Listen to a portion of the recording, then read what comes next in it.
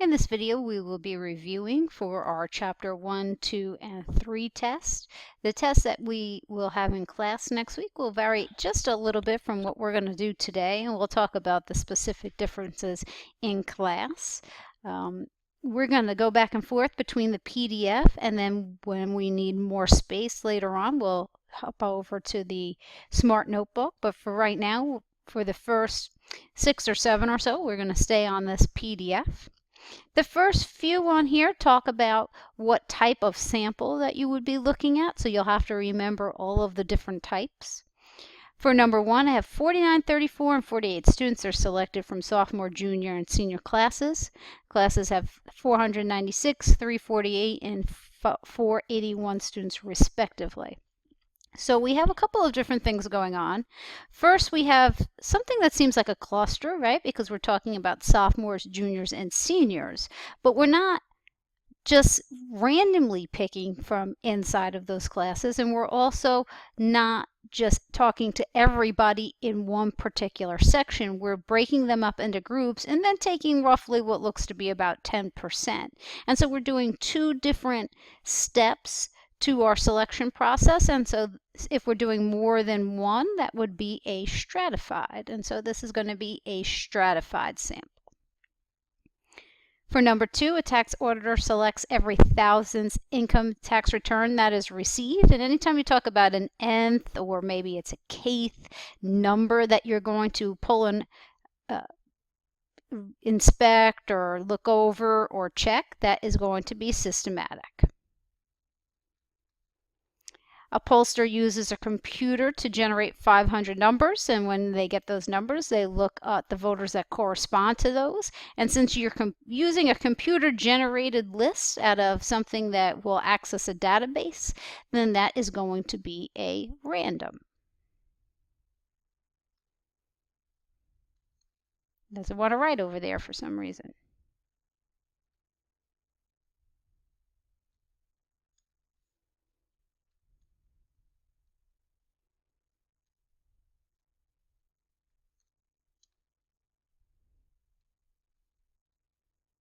There we go, random.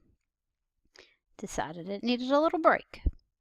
Determine whether the value is discrete or continuous. And for number 4, the weight of Bill's backpacks, since it's 48.3, that's going to be continuous. Anything that you can have half of is a continuous number. Anything that you would count regardless how small or big it is as a whole, like limbs on a tree, then you can't have half of a limb, right? Then it's just kind of a short limb. It's not half a limb. Then that's discrete. And most of the numbers that we talk about in stats are discrete because we're usually talking about people, and even short people count as a whole person, right? Is it a statistic or a parameter? We're inspecting all of 55,000 kilograms of meat stored at the sausage company. We found 45,000 kilograms of spoiled. Don't eat any sausages from them. But since we inspected all of that, the everything, that's a parameter. Anytime you have the everything, it's a parameter. In the Health Fitness Club, they surveyed 40 of the selected members. So there's more than 40 members to the club. They just happen to pick 40 out of everybody. And when you take a portion of the whole, that's a statistic. We also talked about levels of measurement: nominal, ordinal, interval, and ratio. Nominal was that there was no order, and now you could put things in maybe alphabetical order, but that doesn't mean that it's a ranking. So nominal is no order. Ordinal, there is an order, but you're not really sure about the differences between those. And so we talked about like maybe A, B, and C for course grades. The A doesn't mean you got a 99. It could be a 90.2, right? So to say an A is better than a B, that's true, but you don't know by how much. Interval is when you can tell the difference between the numbers, but there's no natural zero. So like temperature. And then ratio was the best. That was that you can tell the difference between the numbers and there is a natural zero. So for number 8, nationalities of survey respondents, well, there's no 0, right? There's not even a number, and this is going to be something that's qualitative, and so that's got to be nominal, ordinal. And since you can't rank one better than the other, this data set is going to be represented by nominal measurements. Ages of respondents, this one's a little bit shaky. The answer is ratio, although I would consider the argument that you can't ask somebody who is 0 years old valid. So interval, I think you can make a pretty good argument for, but it's actually ratio. Number 10, there it is. We have a frequency table showing the number of days off given to 40 policemen. We're going to construct a histogram. We're going to label the histogram with the class midpoints, and then we're going to talk about whether or not it's normally distributed and why we think that. So I'm going to scroll down a little bit more so we can see the rest of our graph. And we want to label it with midpoint, so let's see. The midpoint, you add the two numbers together and then divide by 2, and so my midpoint is going to be a 1. You can see that the class width is a 3, right? Because 0 plus 3 is 3, 3 plus 3 is 6. And so if I just add 3 down, I can kind of cheat and not have to find each one of these out. And then, of course, you can see that, well, the only number that's going to be between 0 and 2 is going to be 1. And so this is a little bit easy to find those. I have numbers going up to an 11. So let's see how many dots I have here. 1, 2, 3, 4, 5, 6, 7, 8, 9, 10. Let's make him 11. And so for my first one, my first class, I had a frequency of 6. So I'm going to go up to 6. 1, 2, 3, 4, 5, 6. And then come down like this. Make sure I'm labeling this correct. Yep. And that was a 1. Then we got 4, 9, and 11. So let's go 4, 6, 7, 8, 9. The 11 was way up to the top. Oops. So this is, now I'm adding 3, right? So that I can get my class midpoints. Yep. 4, 7, 10. And then I have 4 and 6. Kind of a little sloppy. It's a little bit easier to do on pen and paper. 13 and 16. If I look at this, does it look normally distributed? You know, actually, I would say that this is pretty normally distributed. It's certainly not perfect, but I go up and come back down, and these guys would have been nice if it was more like this. But I would say yes,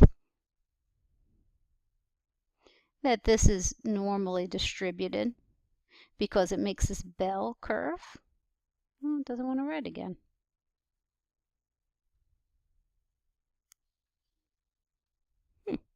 Well, yes, because it makes a bell curve. Let's scroll down and look at number 11. I have the ice cream company, and they want to try out some new flavors of ice cream. They talked to 40 people. 8 of the customers like strawberry cream. 24 prefer choco nuts, but 8 loved orange mint. Make a Pareto chart. Okay, so a Pareto chart is kind of like a histogram for qualitative data, but the big rule is that the data is given from the highest to the lowest, and so the highest number here was my choco nuts. And let's see, I'm going to go 5, 10, 15, 20, 25, and so up to choco nuts. I think I'm just not pressing down hard enough. Would need to come first. Then I have the next 2 both being 8, and so it doesn't matter which one comes first. I guess I'll give the first one that they listed, which was strawberry cream, and then the last one was orange mint, and so that would be a Pareto chart. Oh, we want relative frequency, so let's change this. Relative frequencies mean that we want it as a percent. And so I need to talk about 25 out of 40 and change that to a percent.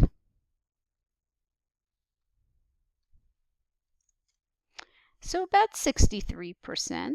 And so let's see, let's make that a 70, 60, 50, 40, 30, 20, 10, and then that would be 0, which means 8 divided by 40 would be 20% for each of those. And so I'll just need to make this a little bit lower, if that's going to be at my 20s. We don't worry about whether or not it's normally distributed for those types of questions. Find the mean for 12, and then a few after this. We'll kind of work both on here on the Smart Notebook side, but also on our calculator. So for mean, median, mode, if it exists, we want to find out about the number of cousins. And so I could do this by hand, but I could also go to my calculator, hit Stat Edit, and list my numbers in L1.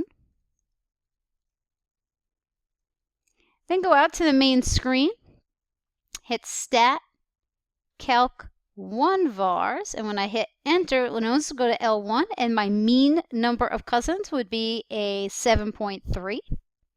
My median, if I scoot down and I see MED, is 6. Now it doesn't give you the mode, but we can look at this pretty easily and say, well, I got 2 2s, so my mode has to be a 2. Or you could do it by hand. That's either way is fine. For number 13, we're going to work in the calculator and then also a little bit on the sides so that we can write down some of the numbers that we need. I'm going to go back into Stat Edit, and I'm going to put restaurant A in L1, so 120, 123, 153, all the way down.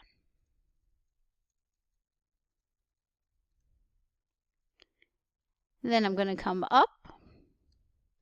I'm going to clear that out, and I'm going to say Stat Calc 1 vars, and I can find my variance and my standard deviation from here. I'll have to work a little bit for my my variance. My standard deviation is a 16, I'll say 0.15. So for restaurant A, I'm going to do it over this way in red. My standard deviation is a 16 point, I'll say 15. If I square that number, that will give me my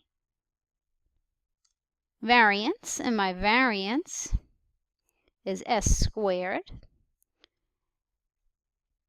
I'll say 260.8.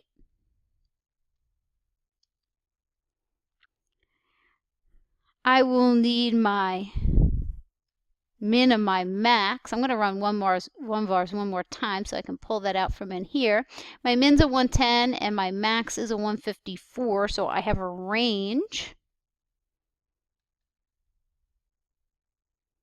of 44. But now they want to talk about a coefficient of variation, so I'm also going to have to jot down the mean, which was a 128.75. Then I'm going to go back into Stat Edit.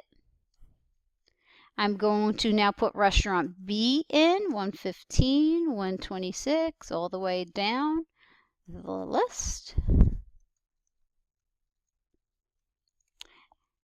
And I'm going to pull out the same numbers. So Stat Calc 1 vars, enter mean 131. Let's go ahead and change the color so we remember who is who. Let's make this blue and see if blue cooperates. 131.75. Standard deviation 16.9. I'll square that in a minute. Right now I'm going to scoot down for min and max. I have a range of 46. Going to just subtract those min and max values. Well, I have this up, 16.9 squared will give me my variance of a 285.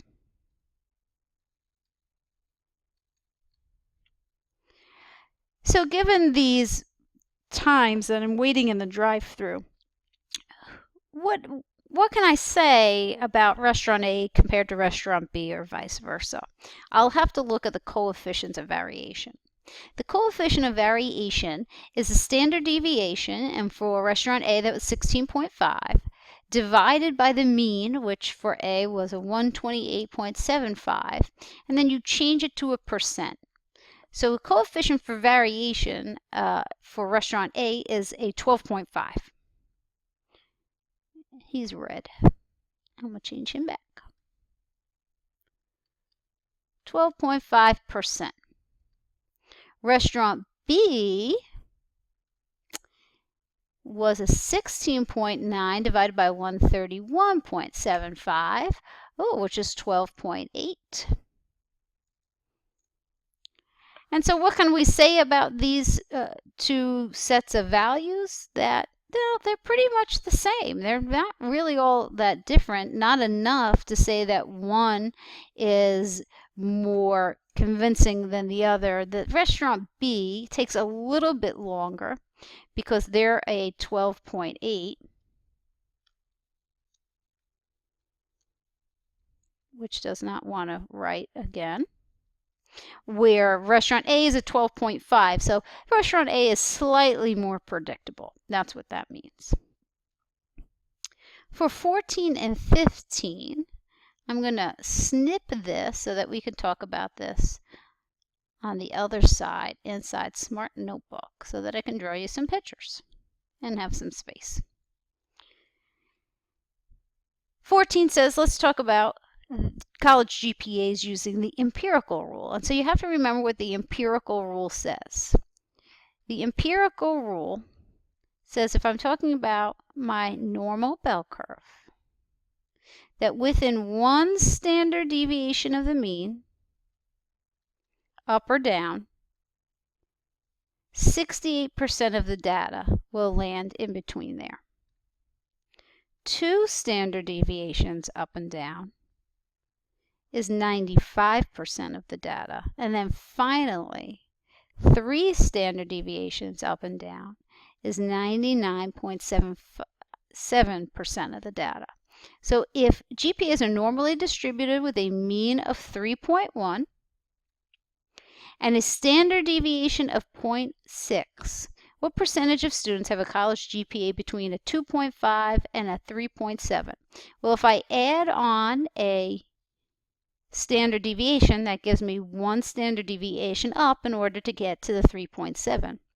And if I subtract it, 1 standard deviation off of the 3.1, that puts me at the 2.5. And that's my range. And so then I'm talking about what percentage are between here, just the 1 standard deviation up and down, and so that has to be 68%. So 68% of the college students have a GPA between 2.5 and 3.7, given that it's normally distributed. Now, Chebyshev's rule is a little bit more flexible. It still does 1, 2, and 3 standard deviations, and really we don't even talk about the 1. It uses the rule 1 minus 1 over k squared, where k is the number of standard deviations. In this case, we don't really know how many standard deviations were up or down yet, so we'll have to look at this and kind of use the same idea as the empirical rule. My mean of heights is 66.8, standard deviation is 3.4. How many adults, or what percentage of adults, have heights between 56.6 and 77? So if I add 1 standard deviation up, 66.8 plus 3.4, oops, I put 0.35, is 70.2. So that's 1 hop up. Another hop up will put me at 73.6. So this is now 2 standard deviations. Add 1 more, and you see your 3 standard deviations up to get to the 77. So this is 3 standard deviations up, and if you take 3 off, so minus 3 minus another 3 minus another 3.4, we'll get down to the 56.6. And so we're talking about 3 standard deviations up or down. So 1 minus 1 over 3 squared, which is 9. Change it to a percent, and you get 88.8 repeating, or maybe you remember the rule that we're talking about at least 89% of the adults in that town. Now, empirical would have said 99.7. Chebyshev is just a little bit more flexible. Is that right? Maybe it's not full 99.7%, but it would be at least 89%. At least 89%. Let's look at number 16. We're almost there. If you have a body temperature of a 96.5 and the mean is a 98.2 and the standard deviation is a 0.62, what z-score represents this body temperature? And then also, is that usual or unusual? So the z formula is x minus x bar over f. X is the body temperature you're talking about, 96.5. X bar is the mean, 98.2. S is my standard deviation. So I will pull up my calculator and I'll say 96.5, subtract 98.2, divide by 0.62, and I get a negative 2.74. That is my z-score. It is unusual because it is lower than a negative 2. Remember, to be usual, you're between 2 and negative 2. So the z-score is a negative 2.74. It is unusual, so you are very cold. That's not good. You have a 96.5. You need to go to the doctor. 17, 18, and 19. We're going to be talking about percentiles and then special percentiles using quartiles to construct our box plot. And I'll use the calculator. Well, I'll show you how to use the calculator for that. Because 19 has so many values, it's going to be easier to do by hand. 17, I have 40 students. I want to find P85, so the 85th percentile. If you had gotten this score, you would have scored higher than 85% of the other people. So how do you find what that magic number is? If the data is already in numerical order, which it is, you would say, well, I have 40 numbers and I want to find the 85th percent cutoff. So I'm going to multiply by that percentile. 40 times 0.85 gives me 34 right on the money. All right, so that's actually bad news. We don't like it when it's right at a 34.0. We like it when it's like 34.1, 2, 3, and we round up to the next whole number. If it's right on the money, you're going to go to the 30th number. So let's see, I have 40, so that's going to be 30. 1, 2, 3, 4. But you're actually going to take that number and the next one and find that mean. So I'm going to say 85 plus 89 and then divide by 2. And I get an 87. So had you gotten an 87 on this test, you would have scored at the 85th percentile, meaning you have scored better than 85% of the other people. Now let's just pretend that this was a 34.1. Then I would have just went right to the next whole number and said, oh, well, I can't have 0.10 of a number. I'll just go up to the 35th. And so you would just take that number right there. If you want to find a percentile, so you know what score you have, and you want to know how much, what percentage of people you did better than, then you would find your number, so here's mine, and then count up all the numbers that are smaller than that. 1, 2, 3, 4, 5, 6, 7, 8, 9. Lots of them are smaller than the 42. 9 out of 1, 2, 3, 4, 5, 6, 7, 8, 9, 10, 11, 12, 13, 14, 15. And 9 divided by 15 is 0.6. So when you change that to a percent, that would be the 60th percentile. Number 19, we want to find a box plot. And so for the box plot, you need the 5-number summary, which is your min, quarter 1, your median, which is quarter 2, quarter 3, and your max.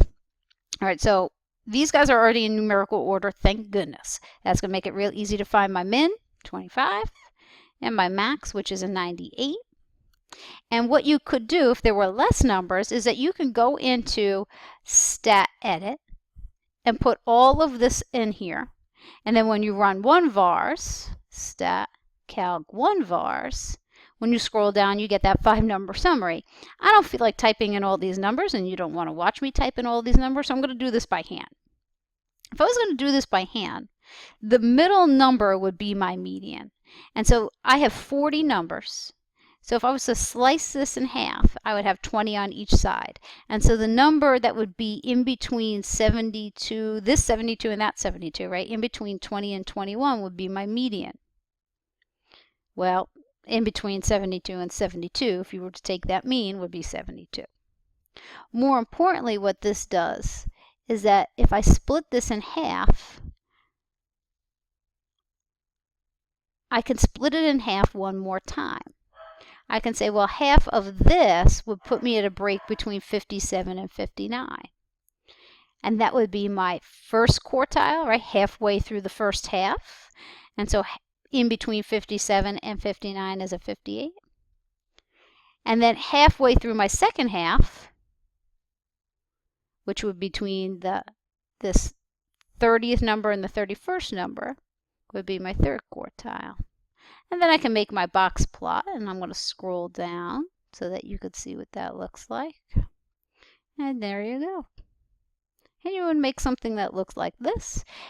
It's not symmetric, but it's not too terrible, right? I would say this is probably pretty normally distributed.